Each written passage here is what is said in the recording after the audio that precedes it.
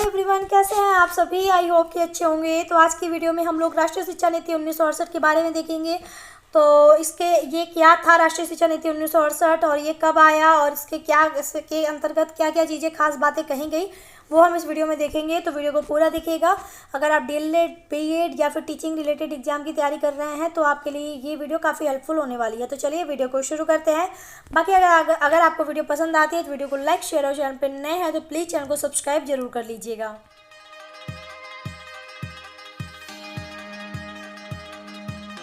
तो यहाँ पर अगर हम बात करें राष्ट्रीय शिक्षा नीति 1968 की, तो देखिए ध्यान दीजिएगा कि भारत सरकार ने इस साल 1968 में पहली राष्ट्रीय शिक्षा नीति पेश की।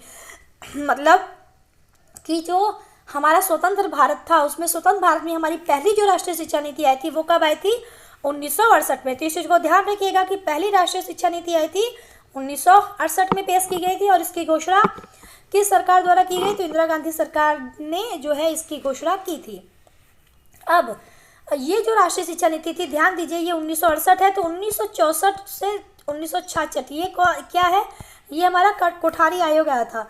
तो जो ये 1968 की ये राष्ट्रीय शिक्षा नीति थी, ये किस पर बेस्ड थी? ये हमारे कोठारी आयोग की जो सिफारिशें थी ना, उसी के ऊपर ये आधारित थी।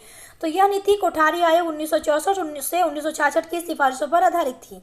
मतलब 1964 से 66 में जो कोठारी आयोग के कुछ सुझाव थे, जो संस्तुतियाँ थी, उसी के आधार पर उसमें जो भी महत्वपूर्ण चीज़ें उनके हिसाब से लगी सरकार द्वारा, सरकार ने उसी के अनुरूप अपनी शिक्षा नीति जो है वो पेश की थी। तो इस नीति का मकसद क्या था? भारत को उन्नत देशों की श्रेणी में लाना था। मतलब भारत सरकार ये नीति किस उद्देश्य लाई थी, ये शिक्षा नीति? तो ये भारत सरकार चाहती थी कि भारत भी जैसे उन्नत देश हैं उसकी श्रेणी में आए। इसी उद्देश्य के हिसाब से, यानी उसका जो मकसद था इस नीति का वो यही था कि भारत भी उन्नत देशों की श्रेणी में आए। और इसी उद्देश्य को पूरा करते हुए ये राष्ट्रीय शिक्षा नीति जो है वो बनाई गई थी। अब इस नीति के अंतर्गत क्या क्या सुझाव थे, क्या क्या खास बातें इस नीति के अंतर्गत कही गई थी, वो देख लेते हैं। तो इस नीति का मकसद था सभी को समान शिक्षा के अवसर मिले। यानी सरकार चाहती थी कि सभी बच्चों को समान शिक्षा मिले। किसी बच्चे में ऐसा ना हो कि उसको अलग शिक्षा मिले, किसी बच्चे को अलग शिक्षा मिले, ऐसा ना हो। इस नीति का मकसद यही था कि सभी बच्चों, चाहे बालक हो, बालिका हो, ऊंच नीच हो, जाति का अंतर हो, कुछ भी हो, धर्म का अंतर हो, ऐसा किसी भी तरीके का भेदभाव ना हो, सभी को समान शिक्षा के अवसर मिले। दूसरा है, इस नीति के तहत 14 साल तक के सभी बच्चों को मुफ्त में और अनिवार्य रूप से शिक्षा दी जानी चाहिए। यानी दी जानी थी। ये नीति कहता है कि जो 14 साल तक के बच्चे हैं सभी बच्चों को मुफ्त और अनिवार्य रूप से शिक्षा जो है दी जानी थी इस नीति के तहत।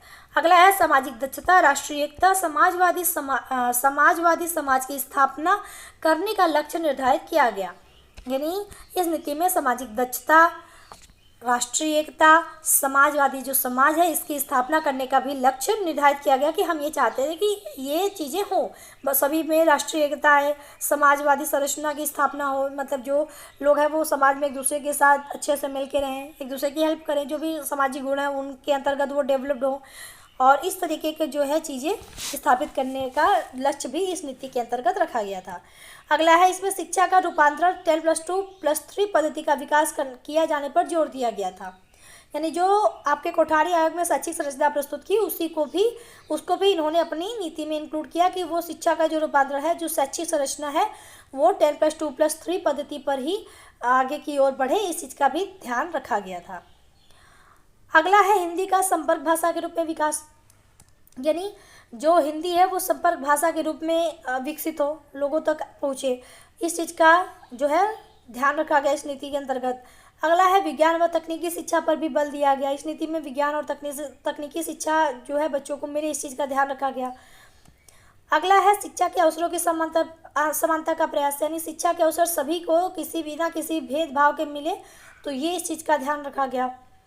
और अगला है कि शिक्षकों के प्रशिक्षण और विकास पर जोर दिया गया था। यानी जो शिक्षक है उनका अच्छे से प्रशिक्षण हो, उनका विकास हो हर तरीके से, चाहे वो सामाजिक विकास हो, चाहे उनका आर्थिक विकास हो।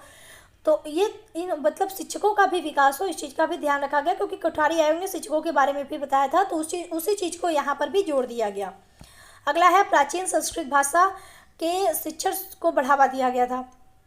यानी जो संस्कृत भाषा थी हमारी पहले की, वो उस संस्कृत भाषा को जो है उसका शिक्षण हो, उस चीज़ को भी इन्होंने बढ़ावा देने की बात अपनी नीति में कही, ताकि हमारा जो कल्चरल लैंग्वेज था, संस्कृत भाषा था, वो हमारा आगे बढ़े। अगला है माध्यमिक स्तर पर त्रिभाषा सूत्र लागू करने का आह्वान किया गया था।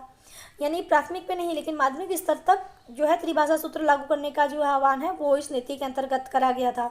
अगला है शिक्षा पर केंद्र सरकार के बजट का 6% जो है प्रतिशत हिस्सा खर्च करने का लक्ष्य रखा गया था। यानी जो सरकार है, केंद्र सरकार है, वो शिक्षा पर अपने जो भी उसका बजट होता है ना, उस बजट का 6% जो हिस्सा जो है वो शिक्षा पर व्यय करे, ये भी इस नीति के अंतर्गत कहा गया था। तो देखिए ये कुछ महत्वपूर्ण पॉइंट थे जो कि मैंने यहाँ पे आपके साथ डिस्कस करे हैं। इतना आई थिंक इनफ है। यानी टोटल उन्होंने केवल समान शिक्षा की बात की और जो है 14 साल तक के बच्चों को शिक्षा का अवसर मिले, समान रूप से, बिना अनिवार्य रूप से मिले, मुफ्त में मिले, इस चीज़ को ध्यान में रखा गया। राष्ट्रीय एकता, समाजवादी, इस सब के जो गुण हैं, ये जो लक्ष्य हैं, इसको स्थापित करने की बात की। जो शैक्षिक संरचना है वो 10+2+3 पद्धति पे हो, इस चीज़ का ध्यान दिया गया। इस चीज़ पर जोर दिया गया। हिंदी को संपर्क भाषा के रूप में विकसित करने की बात की गई और जो संस्कृत भाषा है उसके शिक्षण को भी बढ़ावा देने की बात की गई। विज्ञान तकनीकी की बात की गई और शिक्षकों के जो प्रशिक्षण है, विकास है, उस पर भी ध्यान दिया गया। विज्ञान तकनीकी की शिक्षा पर भी बल देने की बात करी गई। त्रिभाषा सूत्र माध्यमिक स्तर पर लागू करने की बात कही गई और जो आपके सरकार के बजट है उस पर 6% के हिस्से का खर्च करने का लक्ष्य जो है निर्धारित हुआ। तो ये कुछ महत्वपूर्ण बातें थी इस आपके राष्ट्रीय शिक्षा 1968 की। तो मुझे लगता है कि इतना आई थिंक इनफ है। तो आपकी चीज़ें सारी क्लियर हो गई होंगी। अगर कुछ डाउट है तो कमेंट करके पूछ सकते हैं। बाकी अगर वीडियो पसंद आती है तो वीडियो को लाइक, शेयर और चैनल पर नए हैं तो प्लीज़ चैनल को सब्सक्राइब कर दीजिएगा। मिलते हैं नेक्स्ट वीडियो में, तब तक के लिए बाय बाय।